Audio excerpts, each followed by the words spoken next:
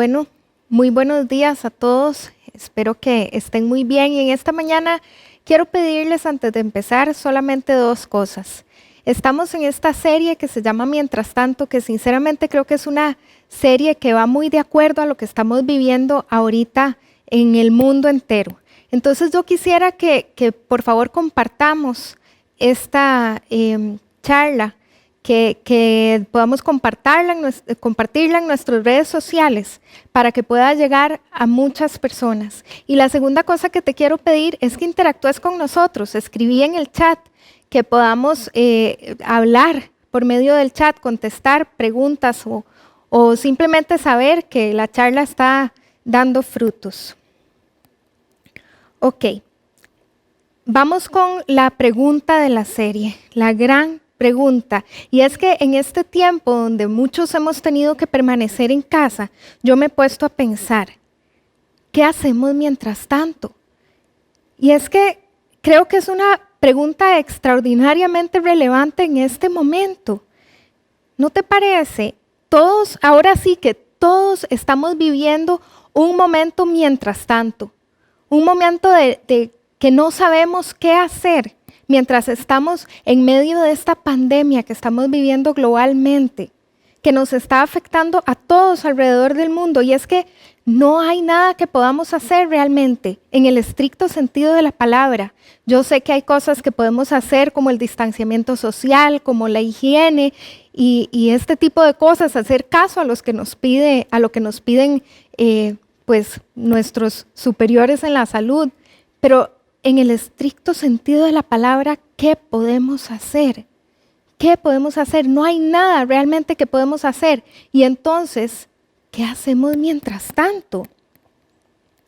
No se puede avanzar, sentimos que no hay salida y esto nos hace creer que nada va a cambiar, que todo va a seguir así. Y no todo es COVID-19, no me estoy refiriendo a que todos los centramos en el COVID-19, sino que esta situación nos hace ver que hay diferentes situaciones en nuestra vida donde nosotros nos sentimos así, donde sentimos que no hay salida, donde sentimos que no sabemos qué hacer en ese mientras tanto.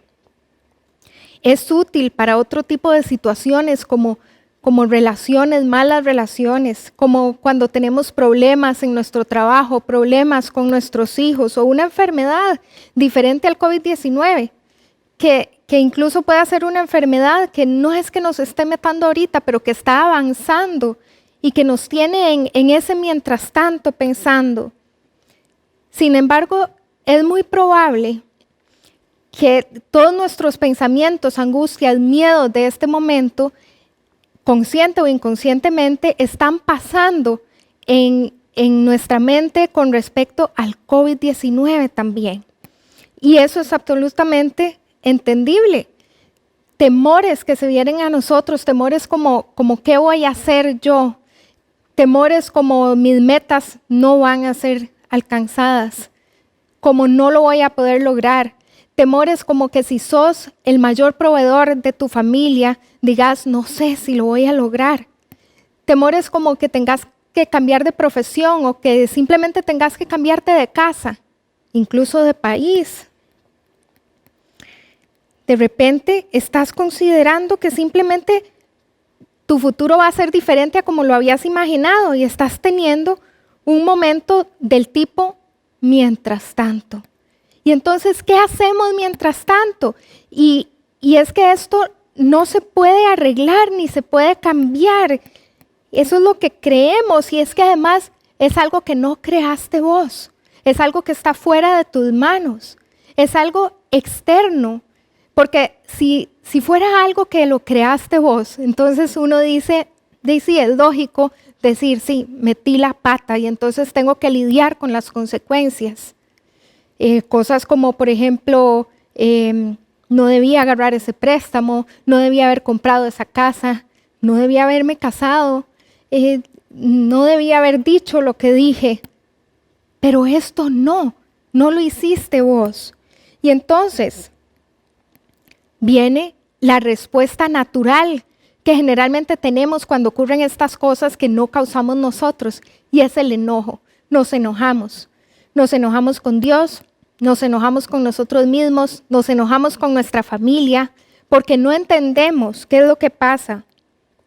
Y entonces nos vemos tentados a tomar atajos, nos vemos tentados a correr, a huir, a tomar malas decisiones como decir, ok, voy a tomar alcohol para olvidar todo esto, o voy a volver al alcohol cuando ya tenía tiempo de haberlo dejado, o incluso volver a una mala relación del pasado, o hacer cosas como comer demasiado. Buscamos comportamientos que no nos ayudan a nosotros, que sabemos que no son saludables para nosotros. Incluso estar tanto tiempo metido en las redes sociales nos lleva a una comparación inútil. Y luego, por supuesto, miramos a nuestro alrededor y empezamos a comparar las cosas que están a nuestro alrededor, dejándonos a nosotros por debajo, ¿verdad? Con cosas como los demás tienen todo mucho mejor que yo. Tienen una mejor casa, tienen más dinero, tienen un mejor trabajo, tienen un mejor jefe. Incluso viven en un mejor país. Y nada de esto nos ayuda, pero yo hoy quiero que veamos en un tema, en una verdad profunda, que es donde quiero que nos centremos hoy. Y es una de las verdades más profundas de la vida y del cristianismo. Y muchas personas quizá ya hayan encontrado esta verdad, porque me he encontrado con muchas personas que al vivir situaciones de adversidad se dan cuenta de esta verdad. Diferentes áreas de la vida en las que pasamos cosas que nos parecen terribles, como la enfermedad de un familiar, como un divorcio, como problemas en las finanzas, en la salud de alguno de los familiares o de uno, incluso traumas del pasado. Pero después de sufrir y luchar y luchar y luchar, estas personas se han dado cuenta de algo muy importante, y es que esa lucha es inútil contra esas circunstancias, contra ellos mismos. Y entonces llegan a la conclusión, a ese punto clave donde experimentan el simplemente rendirse y levantar las manos y decir, ok, Dios, aquí estoy, no puedo más, toma el control vos. Y entonces llegamos a esa palabra que yo llamo quebrantamiento. ¿Y qué es el quebrantamiento? El quebrantamiento es una decisión voluntaria. Es cuando uno dice, ok, no puedo más, me rindo. Y no es resignación. Vean que es muy diferente resignarse a rendirse. Y la diferencia principal entre rendirse y resignarse es que cuando yo me rindo, hago a Dios parte de. Cuando yo me voy al quebrantamiento, Dios es parte de eso. El quebrantamiento involucra meter a Dios. Agoté toda mi confianza en otras cosas, en otras personas, y simplemente dije, Dios, lo único que necesito es a vos. Es lo único que necesito en este momento. Eso es el quebrantamiento. Ahora bien, yo no te voy a pedir que hagas algo para lo que no estás listo en este momento, porque para decir, aquí estoy y ya no puedo más, hay que estar listo. Hay que llegar a ese momento clave. Yo no te voy a pedir que lo hagas hoy, pero sí es algo muy importante de escuchar y de saberlo para cuando llegue ese momento, porque a todos, en diferentes momentos de nuestra vida, nos va a llegar ese momento. Tampoco te voy a hablar como que soy una autoridad en el tema, porque no lo soy. Pero el quebrantamiento es algo que creo que todos vamos a experimentar. Y es una decisión voluntaria, es una decisión que solo usted puede tomar. Y en estos momentos que estamos viviendo con el COVID, a muchos nos ha hecho rendirnos en una o en muchas áreas de nuestra vida. Así que yo creo que es algo oportuno. Y vean, yo estaba pensando en la historia y creo que cuando uno revisa la historia se da cuenta que hubo muchas calamidades y muchos desastres y muchos momentos de desesperación, provocados o no provocados, ¿verdad? Que fueron hechos por mí o simplemente sucedieron como ahora nosotros con esta pandemia. Y siempre estos momentos de calamidad han estado presentes en la vida, y no presentes en la vida cristiana, presentes en la vida en general. Y cuando uno repasa la vida de los hombres y las mujeres que estuvieron cerca de Jesús, o esos que llevaron los primeros mensajes de Jesús, se da cuenta de que vivieron realmente cosas duras, feas, que pasaron por calamidades, por tormentas. Y ellos se encontraron todo tipo de cosas, como martirio, como dolor, asesinatos. Y a pesar de haber pasado todas esas cosas, nos damos cuenta que en lugar de decir, no, de todo esto tan malo que me pasa ya dejo de creer, en lugar de dejar de creer, más bien como que eso los impulsaba más. La adversidad hizo que no se desanimaran, sino que más bien lucharan más, que estuvieran más cerca de Dios y de su voluntad, que tuvieran más firmeza y convicción. Y es que la fe no está condicionada a tener problemas. Nosotros no podemos correlacionar el no tener problemas con fe. Es algo que no deberíamos juntar, pero emocionalmente hablando lo hacemos. Emocionalmente hablando yo puedo entender que digamos que todo esto que estamos viviendo, que todo este dolor, este sufrimiento, este montón de muertes, y decimos, ¿verdad? ¿Qué pasa? ¿Dónde está Dios? Pero es totalmente irracional. Es como si yo dijera, porque mis papás dejaron que yo sufriera ciertas cosas o en ciertos momentos, entonces mis papás no existen o no existieron. ¿Verdad que suena totalmente irracional? Y es que no podemos correlacionar el dolor, el sufrimiento o las cosas malas que vivimos con la fe, con la existencia de Dios. Ahora, como yo decía antes, vamos a ir a los primeros seguidores de Jesús. Esos que vivieron tiempos difíciles, tiempos súper complicados para ellos. Y yo creo que el mejor ejemplo que podemos ver con esto es el apóstol Pablo. Y él no fue uno de los que caminó con Jesús, porque Pablo aparece en el cristianismo después de la muerte y resurrección de Jesús. Incluso él era un hater de todo lo que tenía que ver con el cristianismo. Llegó a odiar todo lo que representaba el cristianismo. Y Pablo pasó de ser hater a ser un seguidor de Jesús. Él pensaba que estaba haciendo lo correcto al perseguir cristianos, al matarlos, al asesinarlos. Él detestaba todo lo que el cristianismo implicaba, pero luego su vida cambió totalmente. Cuando puso en orden su vida, cuando finalmente dijo, todo está bien con Dios, empezaron todas las calamidades en su vida, empezaron todas las cosas malas.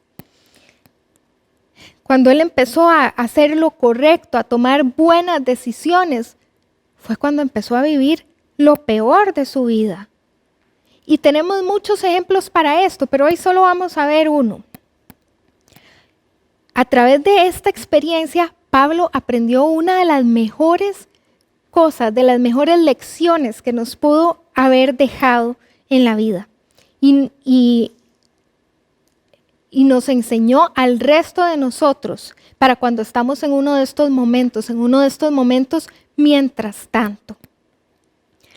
Seguramente has escuchado hablar de los viajes misioneros de Pablo.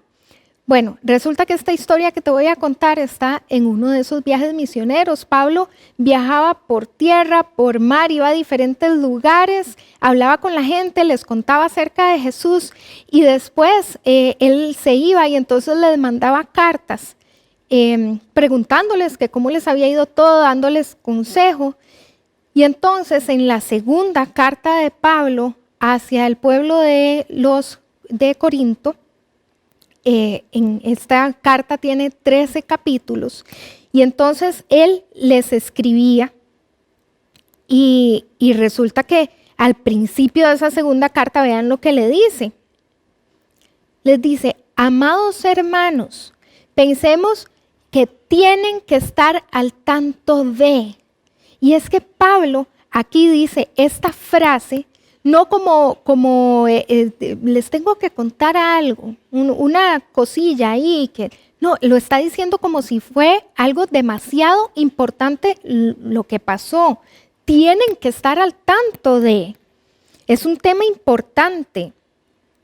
Y entonces Pablo sigue, tenemos que estar al tanto, tienen que estar al tanto de las dificultades que hemos atravesado en la provincia de Asia. Él lo que está diciendo aquí es, hablemos de mis problemas, porque eso le va a traer luz a tus problemas. El dolor es un tema de todos.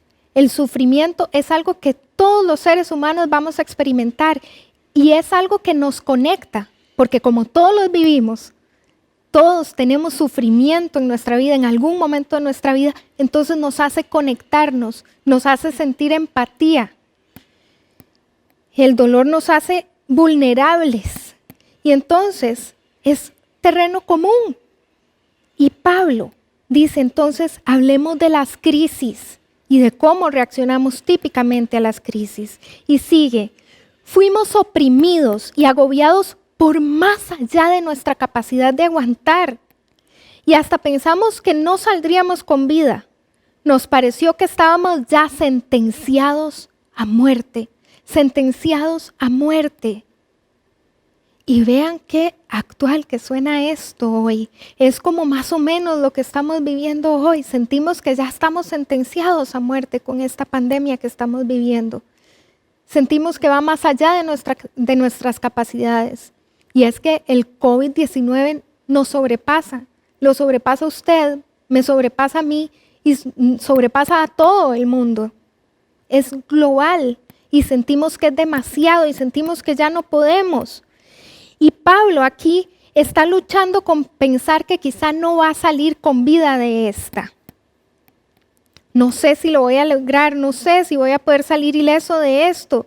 No sabemos qué implicaciones va a tener esta pandemia en la parte económica, en la parte social, en la parte psicológica. Es demasiado. ¿Cómo va a afectar esto tu desarrollo? Y Pablo entonces nos recuerda que hay situaciones que nos sobrepasan, que sentimos que no podemos más. A veces son espontáneas. Y Pablo termina diciendo que le pareció que estaba sentenciado a muerte. Es algo probablemente que experimentamos hoy. Y es que no es que te vas a morir físicamente, no es solo físicamente de lo que estamos hablando, es que se puede morir tu empresa. Es que puede morir tu familia. Es que tus metas pueden no ser logradas. Es que no vas a alcanzar aquel sueño que creías que ibas a alcanzar muy pronto. Y no está claro exactamente a lo que se refiere Pablo con esta frase. Hay los estudiosos, ¿verdad? Dicen que tienen pues algunas teorías.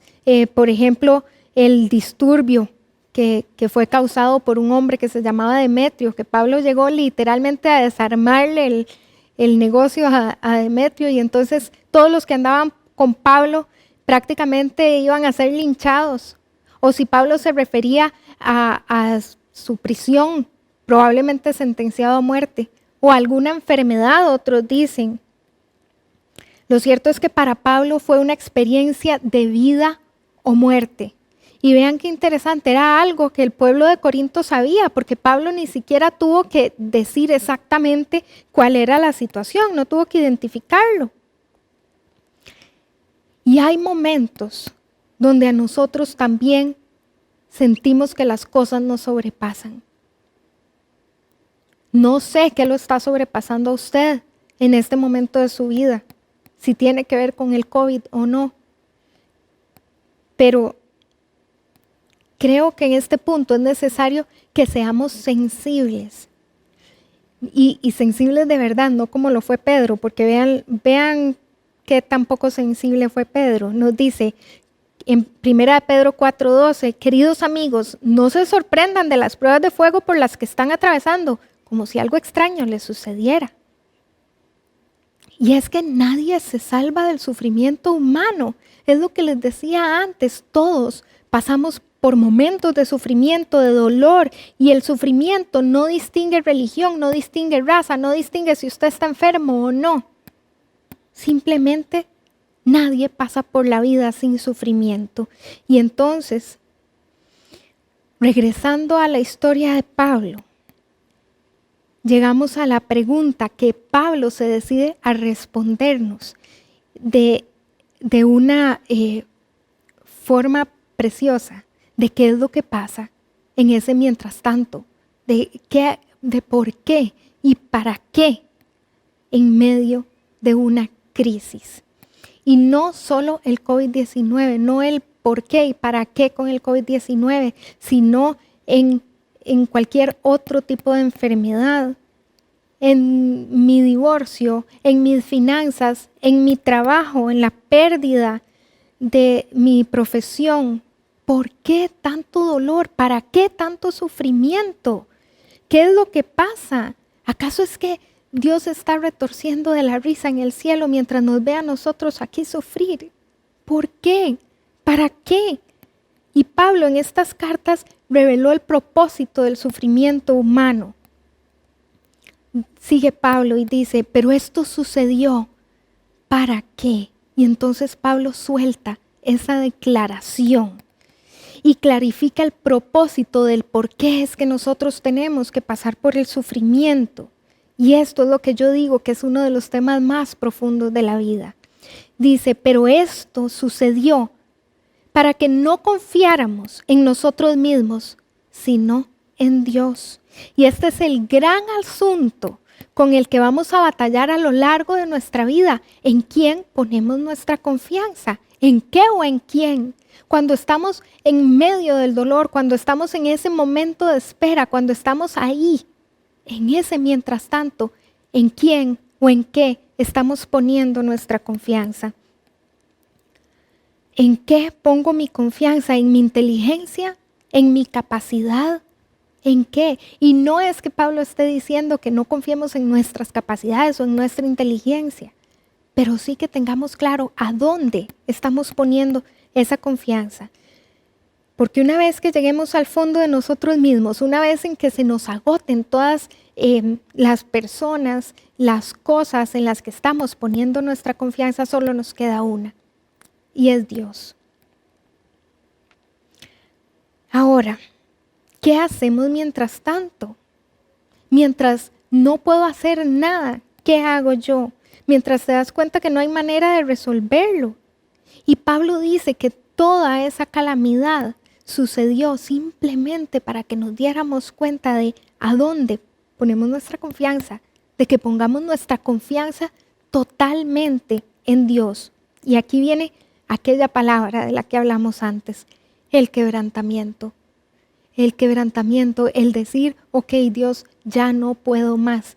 Aquí está, te lo entrego. Confío plenamente en vos. Hacé lo que vos querás.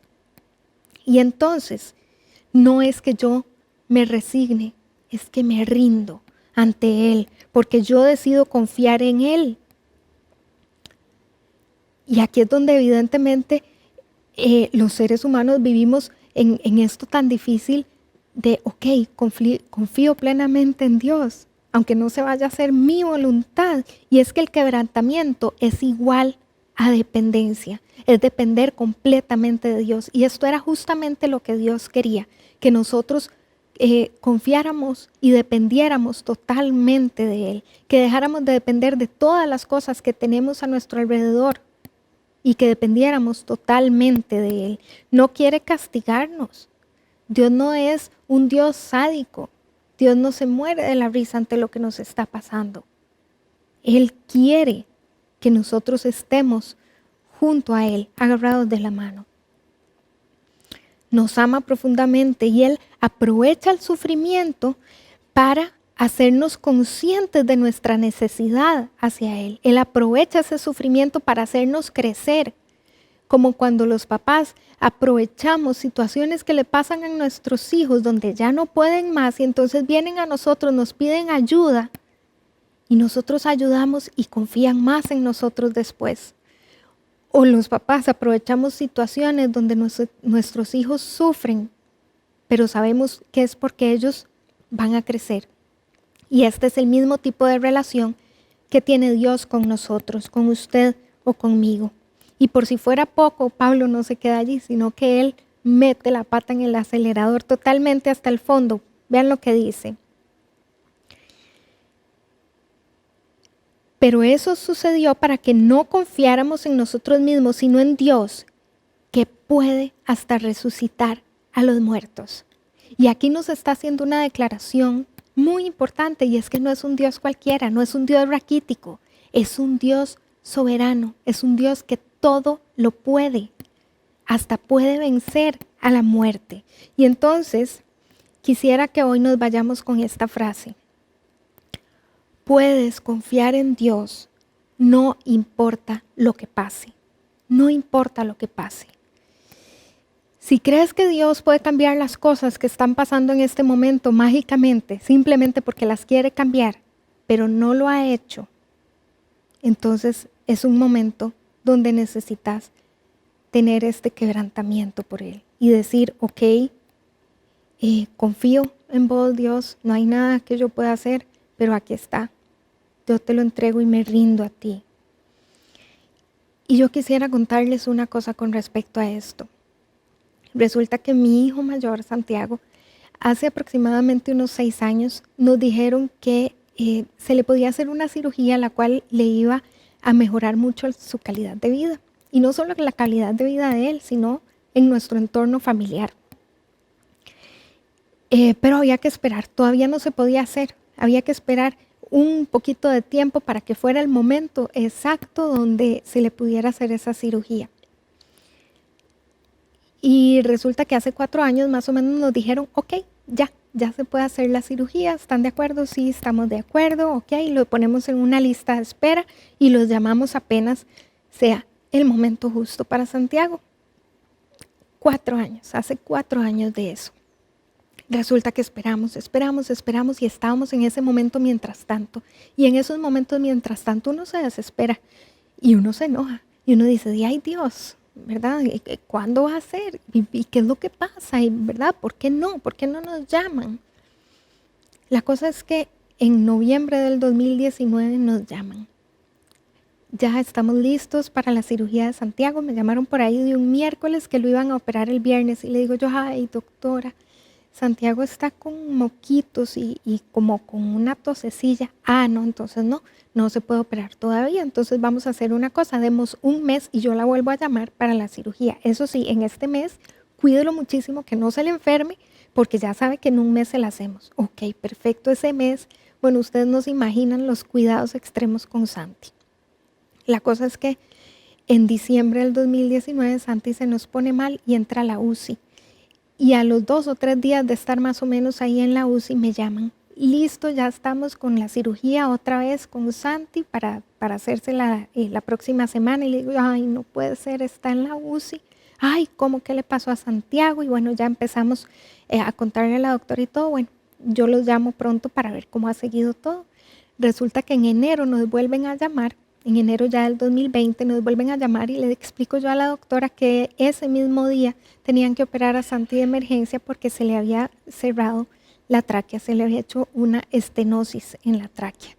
Y entonces ahí me dice la doctora, mamá, tenemos que esperar más o menos 1 año para que Santi se recupere y poderlo operar. Y yo decía, Dios, mientras tanto se está haciendo muy largo, ¿verdad? ¿Qué es lo que pasa? Habíamos esperado demasiados años esta cirugía.